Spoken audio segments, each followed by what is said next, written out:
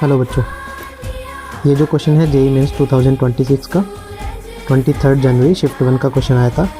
Question में था कि एक फंक्शन दिया है जिसका हमें इंटीग्रेशन करना था 2 - x square e x upon root में 1 + x and multiply by 1 - x to the power 3/2। इसको सॉल्व कैसे करेंगे हम?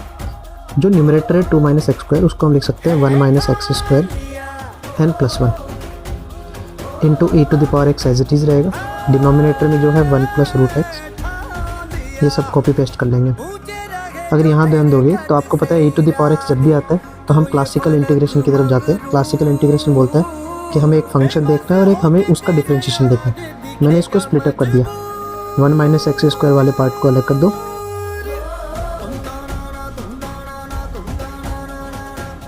प्लस 1 अपॉन डिनोमिनेटर सेपरेट कर दो। अगर आप ध्यान दोगे यहाँ पर तो जो 1 - एक्स स्क्वायर है, राइट, इसको हम लिख सकते हैं 1 + एक्स अपॉन 1 - एक्स। ये कैंसिल हो जाएगा तो यहाँ से ये फंक्शन हमारा बनेगा कुछ इस तरह से, √1 + x upon 1 - x plus 1 upon √ में 1 + एक्स इंटू मल्टीप्लाई में 1 - एक्स की पावर 3/2। अगर आप यहाँ ध्यान दोगे तो ये हमारा फंक्शन है, ये इसका डिफ्रेंशिएशन है, राइट। तो अब ये बन गया classical integration e to the power x function into f + x। तो हमारा इसका जो रिक्वायर्ड आंसर आएगा वो क्या आएगा? e to the power x into function, function में है 1 + x upon 1 - x plus c।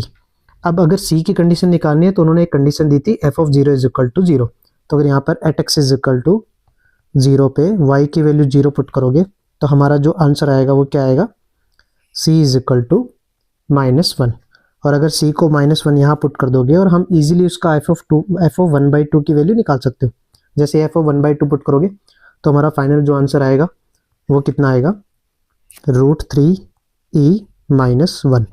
This is our final answer.